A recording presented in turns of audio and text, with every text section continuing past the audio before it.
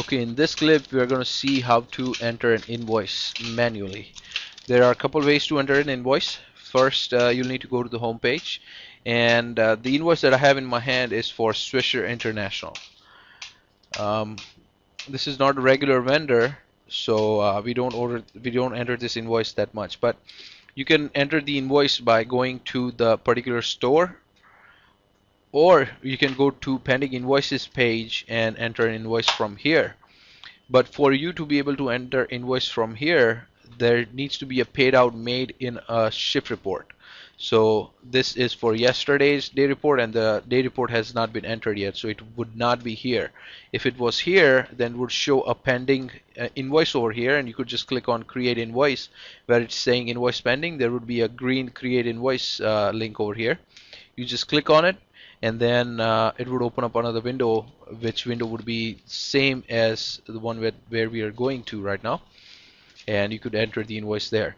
Now, so the second way to enter an invoice is to go to data entry and go to the particular store. So this invoice is for ANJ Food Mart, so we're going to click on ANJ. We're going to go to the store, and then we're going to go to invoice. Do not get confused here between store purchase and invoice. Invoice is where we need to go. Store purchase is where we go when we want to transfer an inventory. So invoice. So this window is the same window where you would get here by going from here also by clicking on create invoice. It will take you to the same window. Okay, so the vendor this is pretty straightforward. The only thing you need to know here is that it is a little bit tedious. So the first, you'd select the vendor that you want to enter an invoice for, Swisher. The invoice number would be on the invoice. For me, it is 0693119. Then the method of payment you would select is cash, because we paid cash to them, and the date was yesterday, so 1/11 is right. If it's not, and if you want to change the date, just simply click on this green button here and change the date. Okay, now this option right here where it says select by name, UPC, VIN, or PLU, you always want to click on UPC if you have the items in front of you. If you don't have the items in front of you, you can search them by name and it would pull up the items. But UPC and VIN by far is the easiest. Even VIN is the easiest. If you have a Coke invoice which has a long list of items in it and you want to enter that invoice pretty quickly, then you would click on VIN and just enter the VIN numbers off of the items and it would pull up the items fast. So right now we don't have any VIN numbers set up for these items because these three items are new. We are going to go and enter the items by UPC. Okay, so the first one I have is Swisher Sweet Cigarillo 2 for 99 regular, and the quantity is 5. You also need to know how many there are in each case. So right now it's saying I have 5 cases, but in each case I believe there is 15 of them. Okay, so since you've clicked on UPC, you click here, it will highlight the UPC field first. 025900227265. Search. If it finds the UPC, it would pull up a small box here. If it does not find the UPC, it would ask you to enter the UPC.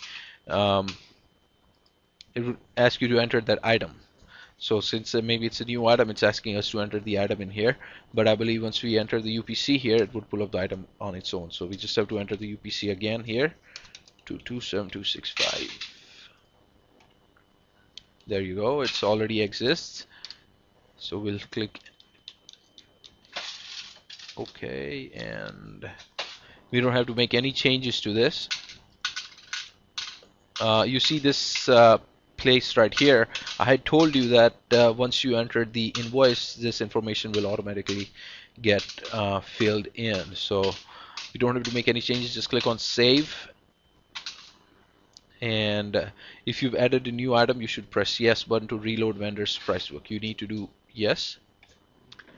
Again, we are going to pull it up by UPC, but one thing I forgot to tell you here before was that there is a small change here when it means UPC. Usually when we are entering UPC, we enter the number all the way from the left and all the way to the right. So you see on a UPC barcode there is two small numbers on the left and the right. So we are going to exclude those numbers and just enter the numbers that are in between. So which would be the 5 and the 0 here. We don't need them anymore. And now we're going to search for it, and I'm sure it's going to pull up the item. There you go. So it does not have a VIN number. And the vendor also has not assigned any VIN numbers to it. So in this case, what I do is I take the last four numbers right here and I assign them as the VIN numbers. So next time if you have that item, you could just need to enter the last 4 numbers and would pull up that item. There you go. The category, it's not in there yet. I'll show you how to select the category for it once we get to accepting the pending invoices video. Okay, so we have 5 cases. You see the case is on top and the unit in case is at the bottom, and each case has 15 pieces in it. The total case cost is $10.02. I'm sorry, the total case cost will go over here, $10.02. So we paid total of $50.10, which is matching with my invoice. The retail, it's pre-priced for 99 cents, and since we had assigned it a price group, it will already set a retail for it. So we are making 32.53% of this item. Be sure to hit enter. If you don't hit enter, then it would not make any changes to the item up here. Okay, so the next item we have is blueberry. I have the item in here in front of me. Again, we are gonna enter the UPC, but we are gonna exclude the number all the way on the left and the number all the way on the right. So the UPC I have is 25900227229. So only one difference from here and here. We search for it, and there it is. The VIN number, again, we're going to assign the last 4 digits because the vendor has not assigned a VIN number to it. So 2729. Okay, and we bought 3 cases. Each case has 15, and the total cost was $30.06. So per piece cost is 66 cents. Here also is the same. Make sure to hit enter. And the next item we have is Swisher Sweet Cigarillo Grape flavor. And the UPC, again, excluding the left and the right, 25900227727. Search. Yes, that's the item. The VIN number is 2727. Hit OK. We bought 4 cases. Each case has 15. The total cost is $40.08. The retail stays the same. You see, you don't have to fill out the retail here because it's assigned to a price group and it pulls up that information automatically. Enter. Now, once you scroll down, it will tell you what the total amount you paid, which matches with my invoice. So you just need to click on complete invoice. So what that will do is it will take the invoice and it would bring it up on the pending invoice page. This is a pending invoice page that I had it open, but it's not showing here because I have not refreshed the page. So once you refresh it, it would show that invoice here. Where it is, Swisher Company, right here. Alright, so you have all the items here. They all have the same profit, they all have the same per piece cost, and they all have the same retail. The only difference is the amount of quantity we bought and the items. That's it. So again, how to accept this invoice would be in how to accept invoices clip. So we're not going to go there right now, but this is how we enter an invoice manually. This was a small invoice, so it didn't take that long. Once you are done entering that particular invoice, you need to make sure that you put a big check mark on the physical invoice and write your initials on it to show that you've already entered that invoice, so that we do not enter an invoice twice. Okay, that's it for this video.